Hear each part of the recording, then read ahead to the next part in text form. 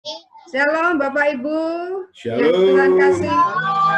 Pagi hari ini kembali kita berkumpul beribadah bersama-sama lewat aplikasi Zoom. Biarlah kiranya kita diberkati melalui persekutuan kita pada saat pagi hari ini. Kita mau persiapkan hati kita akan menyembah Tuhan, kita akan memuji Tuhan. Roh Allah yang hidup penuhiku.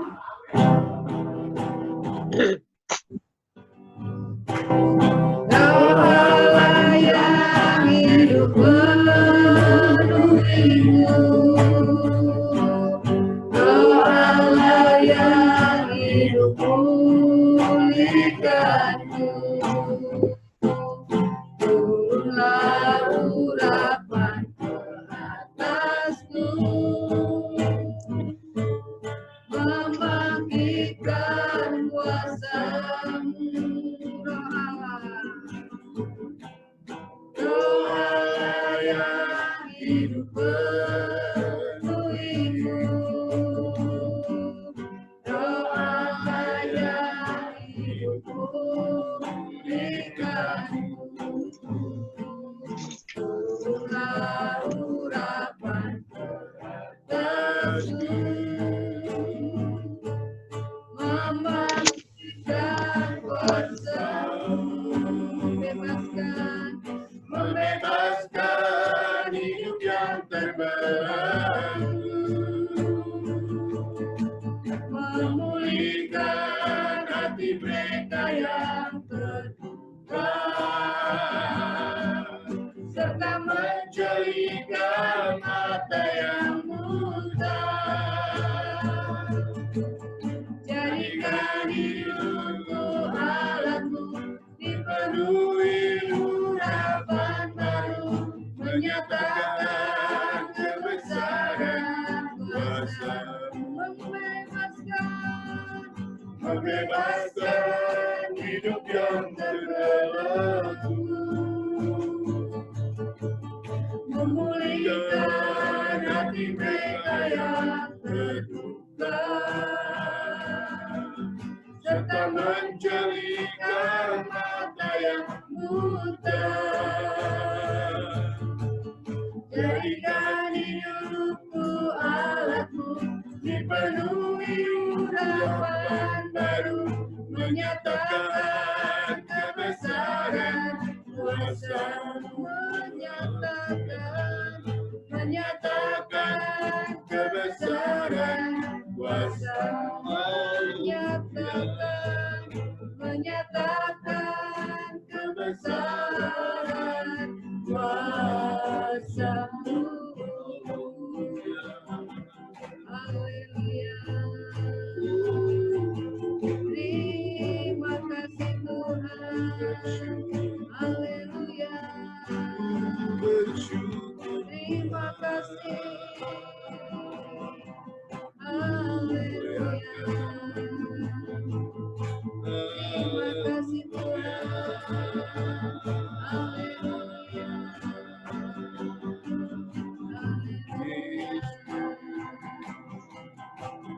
Katakan membebaskan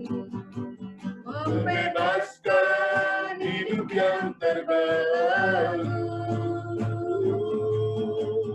memulihkan hati mereka yang terluka, serta menjelikan mata yang buta. Jadikan hidupku alatmu, dipenuhi urapan baru, menyatakan kebesaran kuasa, menyatakan kebesaran kuasa-Mu. Terima kasih Tuhan buat pagi hari ini. Sungguh kami bersyukur kami boleh ada karena anugerah Tuhan. Terima kasih untuk kesehatan yang Tuhan berikan buat setiap kami. Pagi hari Tuhan kami sudah memuji, menyembah Engkau. Sebentar Tuhan kami mau persiapkan hati dan pikiran kami untuk kebenaran firman-Mu. Biarlah Tuhan mengurapi hamba-Mu yang akan menyampaikan firman-Mu buat setiap kami. Terima kasih Tuhan, di dalam nama Tuhan Yesus kami berdoa. Amin. Amin. Shalom Bapak Ibu Saudara kekasih Tuhan. Shalom. Di pagi yang indah ini kita bersyukur kita boleh kembali beribadah meskipun melalui aplikasi Zoom. Tema firman Allah pada pagi hari ini adalah peran Roh Kudus dalam diri orang percaya. Sebelum saya membahas berkaitan dengan peran Roh Kudus dalam diri orang percaya, maka saya ingin membahas terlebih dahulu berkenaan dengan siapakah Roh Kudus itu. Karena ada banyak orang yang tidak mengenal pribadi ini. Ya, Roh Kudus bukanlah suatu bayangan maupun suatu kekuatan tanpa pribadi. Dia adalah pribadi yang sama dalam segi apapun dengan Allah Bapa dan juga Allah Anak. Dan dia dianggap sebagai pribadi ketiga dari Allah Tritunggal. Bapak Ibu Saudara kekasih-kekasih Tuhan, Roh Kudus hanya dipercayai oleh umat Kristen dan adalah pribadi penolong yang memimpin kita dalam bentuk roh. Dalam bahasa aslinya yaitu pneuma, yang dijanjikan oleh Yesus Kristus sebelum kenaikannya ke surga. Bapak Ibu Saudara kekasih-kekasih Tuhan, berbicara dari penjelasan tadi Bapak Ibu, ya, maka dapat disimpulkan siapa Roh Kudus itu. Maka kalau boleh saya katakan bahwa Roh Kudus itu adalah suatu pribadi. Yohanes pasal 14 ayat yang ke-16 sampai 18, firman Allah berkata, "Aku akan meminta kepada Bapa, dan ia akan memberikan kepadamu seorang penolong yang lain, supaya ia menyertai kamu selama-lamanya, yaitu Roh kebenaran. Dunia tidak dapat menerima dia, sebab dunia tidak melihat dia dan tidak mengenal dia. Tapi kamu mengenal dia, sebab ia menyertai kamu dan akan diam di dalam kamu. Aku tidak akan meninggalkan kamu sebagai yatim piatu.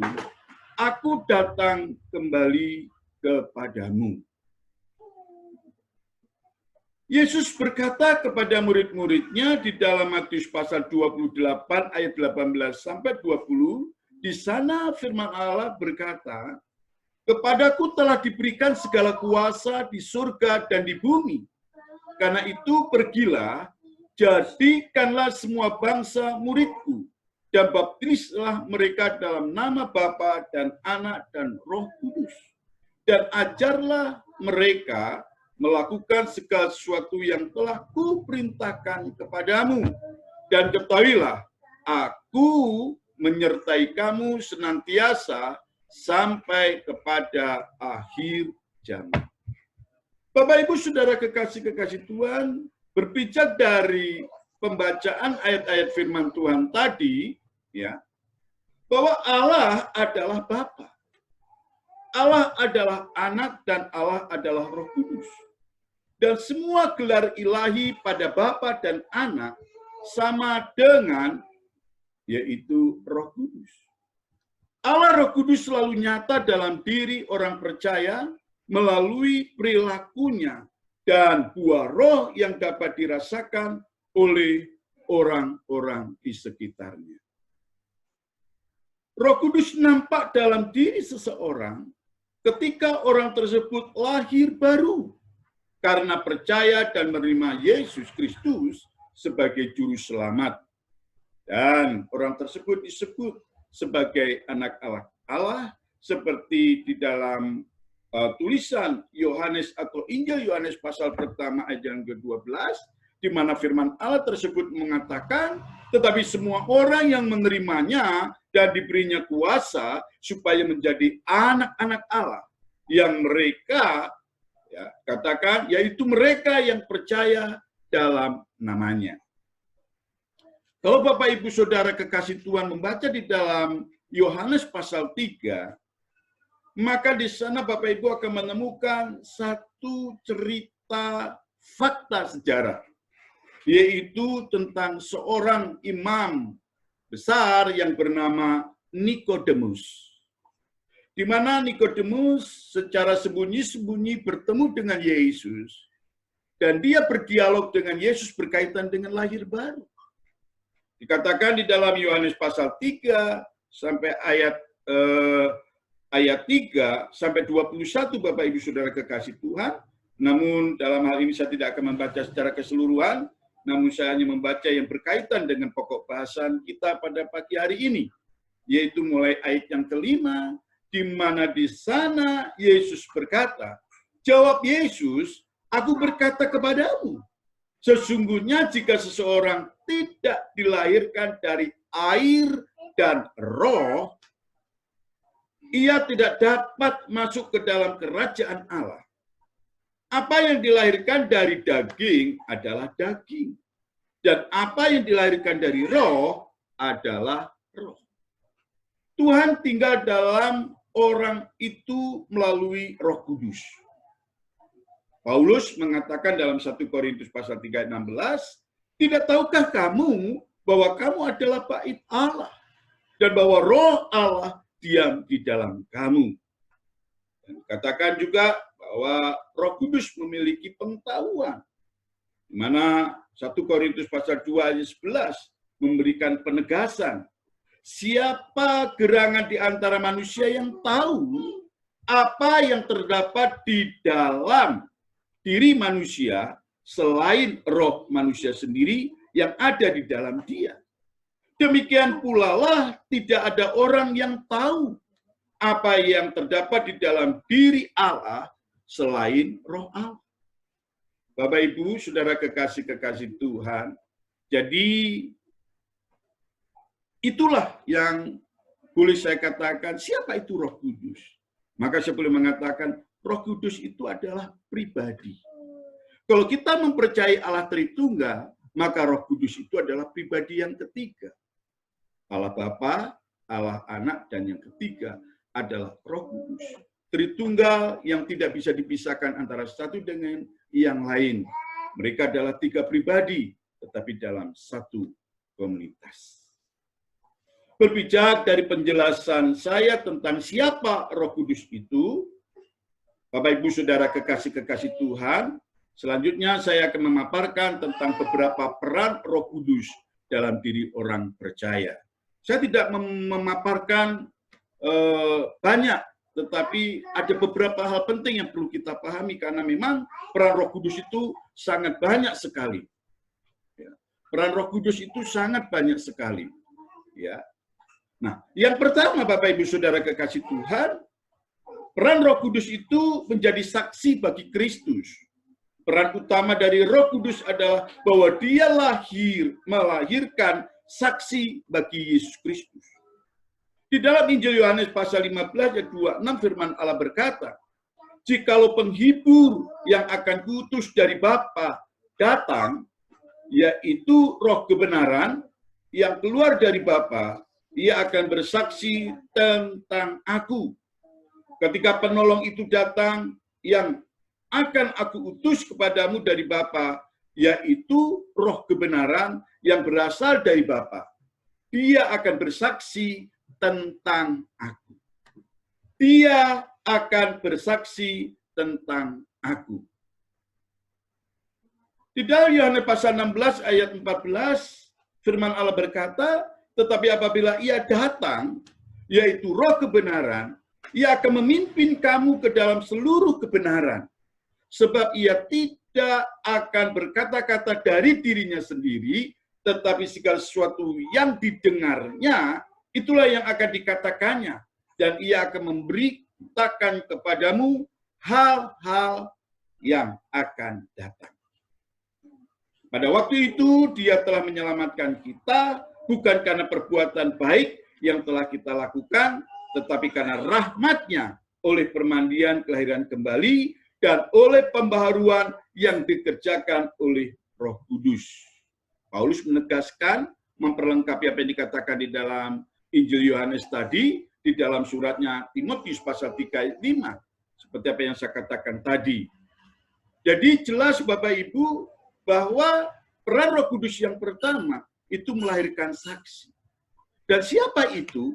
Adalah orang-orang yang percaya kepada Kristus. Orang-orang yang percaya kepada Kristus.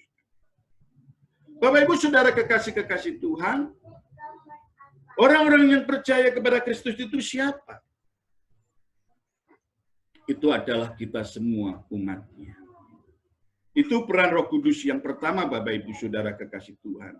Yang kedua, peran Roh Kudus yang kedua adalah memimpin dan mengisi hati orang dengan kebenaran, tentang siapa? Tentang Yesus Kristus. Jadi peran yang kedua adalah memimpin dan mengisi hati orang dengan kebenaran tentang Yesus Kristus. Yesus berkata kepada murid-muridnya di dalam Yohanes pasal 16 ayat 13, di sana Yohanes mencatat, tetapi apabila ia datang, yaitu Roh kebenaran, ia akan memimpin kamu ke dalam seluruh kebenaran. Dan dilanjutkan dalam Yohanes pasal 14 ayat 26, di sana Rasul Yohanes berkata, tetapi penghibur ia datang, tetapi apabila dikatakan, tetapi penghibur, yaitu Roh Kudus yang akan diutus oleh Bapa dalam namaku, dialah yang akan mengajarkan segala sesuatu kepadamu dan akan mengingatkan kamu akan semua yang telah kukatakan kepadamu. Bapak Ibu Saudara kekasih-kekasih Tuhan, bahwa kita harus menyadari bahwa Roh Kudus itu memimpin kita dan mengisi hati orang dengan kebenaran. Dan kebenaran tentang siapa? Tentang Yesus Kristus. Ya, ini yang perlu kita pahami, ini yang perlu kita mengerti, Bapak Ibu, Saudara kekasih-kekasih Tuhan. Yang ketiga, peran Roh Kudus yang ketiga adalah sebagai pengajar orang Kristen. Tadi sebenarnya di dalam poin yang kedua tadi masuk di dalamnya berkaitan dengan bahwa Roh Kudus itu sebagai pengajar orang Kristen. Tetapi seperti ada tertulis, apa yang tidak pernah dilihat oleh mata dan tidak pernah didengar oleh telinga dan yang tidak pernah timbul di dalam hati manusia, semua yang disediakan Allah untuk mereka yang mengasihi Dia. Karena kepada kita Allah telah menyatakan oleh Roh, sebab Roh menyelidiki segala sesuatu, bahkan hal-hal yang tersembunyi dalam diri Allah. Siapa gerangan di antara manusia yang tahu apa yang terdapat di dalam diri manusia selain roh manusia sendiri yang ada di dalam dia? Demikian pula lah tidak ada orang yang tahu apa yang terdapat di dalam diri Allah selain roh Allah. Kita tidak menerima roh dunia, tetapi roh yang berasal dari Allah supaya kita tahu apa yang dikaruniakan Allah kepada kita. Dan karena kami menafsirkan hal-hal rohani kepada mereka yang mempunyai roh, kami berkata-kata tentang karunia-karunia Allah dengan perkataan yang bukan diajarkan kepada kami oleh hikmat manusia, tetapi oleh roh Allah. Ini yang saya mau tegaskan, katakan, ya, kami berkata-kata tentang karunia-karunia Allah dengan perkataan yang bukan diajarkan kepada kami oleh hikmat manusia, tetapi oleh roh. Tetapi manusia duniawi tidak menerima apa yang berasal dari roh Allah. Karena hal itu baginya adalah suatu kebodohan. Dan ia tidak dapat memahaminya. Sebab hal itu hanya dapat dinilai secara rohani. Bapak Ibu Saudara kekasih-kekasih Tuhan, mari kita belajar untuk membuka hati kita, memohon pimpinan Roh Kudus untuk mengajarkan kebenaran dalam diri kita. saya yakin setiap orang percaya Tuhan akan kasih karunia-Nya. Melalui karunia-karunia itulah maka kita diajar untuk hidup lebih baik. Yang keempat, peran Roh Kudus yang keempat adalah menciptakan karakter Tuhan dalam hidup orang yang percaya. Roma pasal 8 ayat 13, Paulus berkata, sebab jika kamu hidup menurut daging, kamu akan mati. Tetapi jika oleh roh kamu mematikan perbuatan-perbuatan tubuhmu, kamu akan hidup. Roh Kudus akan membuat hidup kita penuh dengan karakter Allah, Bapak Ibu, Saudara kekasih-kekasih Tuhan. Saya yakin Bapak Ibu sudah pasti menghafal ayat firman Tuhan yang terdapat di dalam Galatia pasal 5 ayat 22 hingga sampai 23, di mana di sana dikatakan Paulus mengingatkan kepada jemaat yang ada di Galatia, tetapi buah roh ialah kasih, sukacita, damai sejahtera, kesabaran, kemurahan, kebaikan, kesetiaan, kelemah lembutan, penguasaan diri. Lalu firman Allah selanjutnya berkata, tidak ada hukum yang menentang hal-hal itu. Memang ini terbukti. Dalam dunia hukum pun secara duniawi tidak akan pernah ada yang menentang apa yang barusan dikatakan oleh Paulus dalam Galatia pasal 5 ayat 22 dan 23. Semuanya menerima. Bapak Ibu Saudara kekasih-kekasih Tuhan, orang percaya atau orang Kristen diperintahkan juga bukan hanya memiliki itu, tapi harus berjalan dalam roh. Orang yang berjalan dalam roh bukan orang yang membabi buta, yang tidak tahu menempatkan diri. Justru orang yang dipimpin dan berjalan dalam roh adalah orang-orang yang bijak. Bicara tentang orang bijak, maka saya sarankan Bapak Ibu Saudara sekalian membaca kitab Amsal. Maka di sana Bapak Ibu akan menemukan bagaimana kita ini bisa menjadi orang bijak. Dan bagaimana kehidupan orang bijak yang selalu dipimpin dan disertai oleh Tuhan. Dan bukan hanya sebatas berjalan dalam roh, tetapi penuh dengan roh. Nah, itu yang penting. Dan Roh Kudus akan membekali orang-orang percaya itu untuk menunjukkan tugas-tugas pelayanan yang mendorong pertumbuhan iman di antara mereka satu dengan yang lain. Seharusnya gereja menjadi satu unity, di mana ada banyak anggota, tetapi kepalanya hanya satu, yaitu Kristus Yesus. Seharusnya kita di dalam bergereja memiliki hati dan pikiran yang sama di dalam mewujudkan, yaitu rencana Allah dalam hidup kita. Dan percayalah, ketika kita dipenuhi oleh roh Allah, Roh Kudus, maka kita akan mampu mewujudkan apa yang menjadi kerinduan dan tujuan dari kepala gereja, yaitu Yesus Kristus, Tuhan kita. Yang kelima, Bapak Ibu Saudara kekasih Tuhan, apa peran Roh Kudus? Peran Roh Kudus adalah memberikan kepada kita hikmat dan wahyu. Efesus pasal yang pertama ayat 17-18, di sana Paulus berkata, di dalam kalimat-kalimat di sana, di mana Paulus mengatakan, dan meminta kepada Allah Tuhan kita Yesus Kristus, yaitu Bapa yang mulia itu, supaya memberikan kepadamu roh hikmat dan wahyu untuk mengenal Dia dengan benar, dan supaya Ia menjadikan mata hatimu terang, agar kamu mengerti pengharapan apakah yang terkandung dalam panggilannya, betapa kayanya kemuliaan bagian yang ditentukannya bagi orang-orang kudus. Bapak Ibu, Roh Kudus punya peran yang luar biasa. Hikmat itu sangatlah penting di dalam perjalanan hidup kita di dunia sekarang ini. Oleh karena itu, biarlah kita tetap memohon, yaitu Roh Kudus itu untuk memberikan hikmat kepada kita semua. Yang ketujuh, peran Roh Kudus adalah menolong kita di dalam berdoa yang benar. Paulus mengatakan kepada jemaat di Roma, Bapak Ibu Saudara kekasih Tuhan, di mana itu tertulis di dalam Roma pasal 8 ayat 26, demikian juga Roh membantu kita dalam kelemahan kita. Sebab kita tidak tahu bagaimana sebenarnya harus berdoa. Tetapi Roh sendiri berdoa untuk kita kepada Allah dengan keluhan-keluhan yang tidak terucapkan. Ada keluhan-keluhan yang tidak terucapkan, tetapi itu dipahami oleh Allah sendiri. Bapak Ibu masih ingat tentang doa Hana yang memohon seorang anak? Bagaimana Imam Eli tidak mengerti apa yang didoakan oleh Hana karena memang keluhan-keluhan tersebut.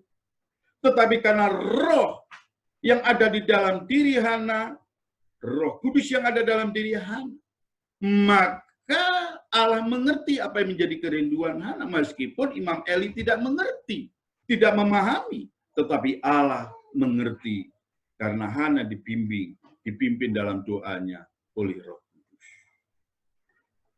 Dan yang terakhir, peran yang ke-8, saya akan membahas banyak-banyak, saudara, karena memang kondisi waktu. Yang terakhir adalah menginsafkan dunia akan dosa. Peran Roh Kudus juga adalah menginsafkan dunia akan dosa. Yohanes pasal 16 ayat 8.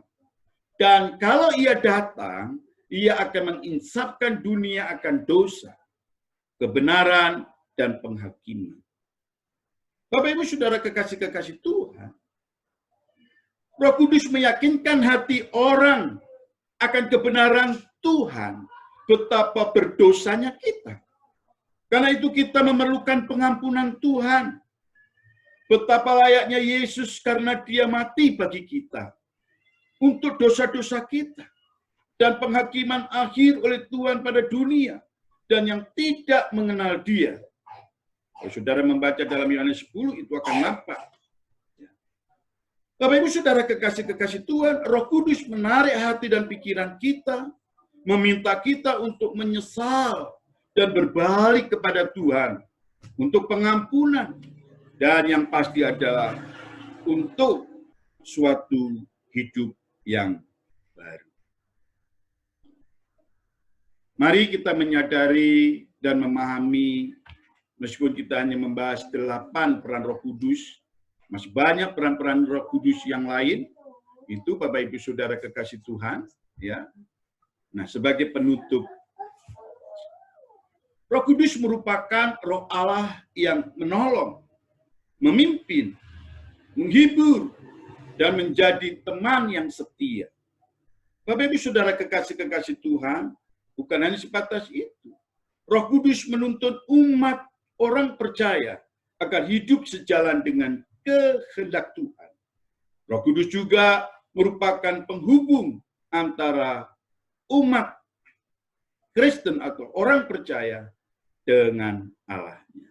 Mari kita meresponi sebagai umat-Nya betapa pentingnya Roh Kudus, karena kalau saya melihat ada beberapa ajaran yang tidak penting Roh Kudus itu, ya. Tetapi bagi saya secara pribadi, bahwa tidak ada perbedaan antara Allah Bapa, Allah Anak, dan Roh Kudus. Kalau kita memberitakan Allah Bapa, maka kita memberitakan yaitu Allah Roh Kudus.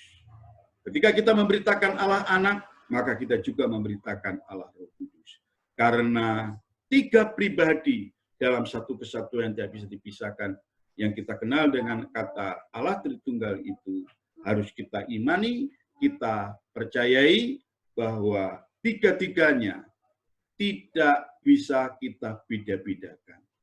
Kita harus mengimani bahwa 3 pribadi ini merupakan satu kesatuan utuh yang tidak terpisahkan antara satu yang lain.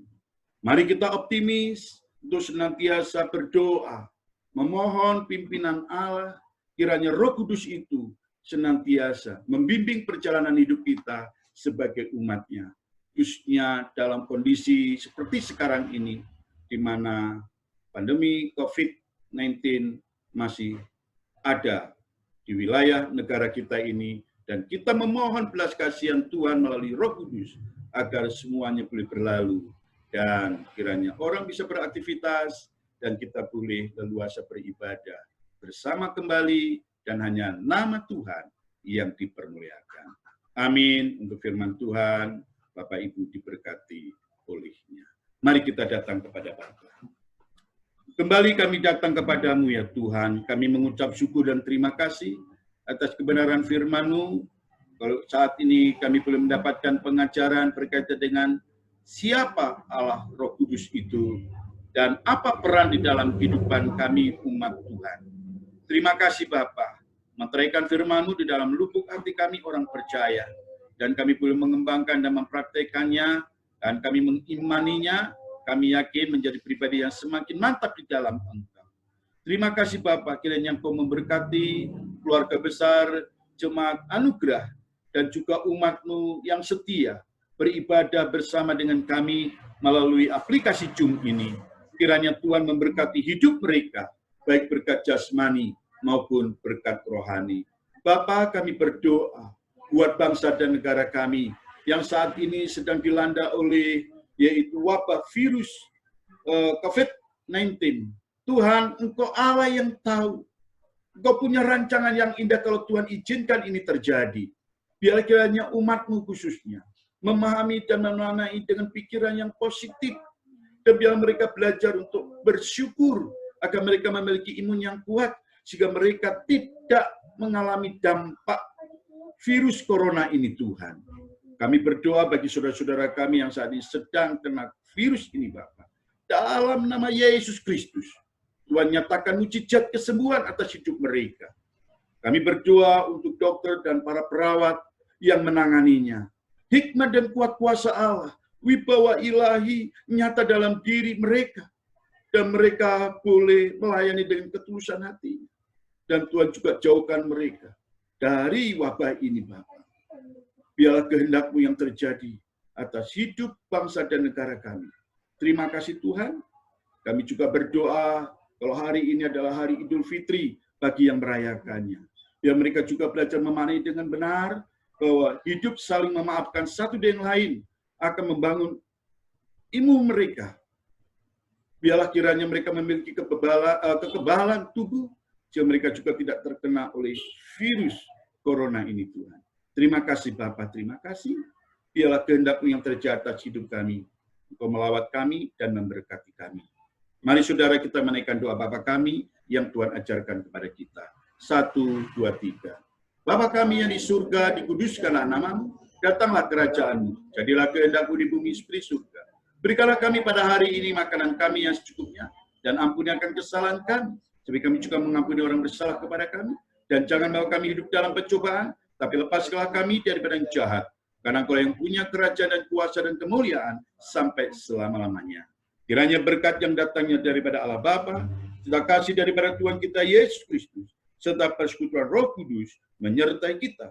Mulai saat ini hingga sampai Maranatha, Tuhan Yesus Kristus datang kali yang kedua. Terima kasih Tuhan. Semua yang percaya katakan, amin.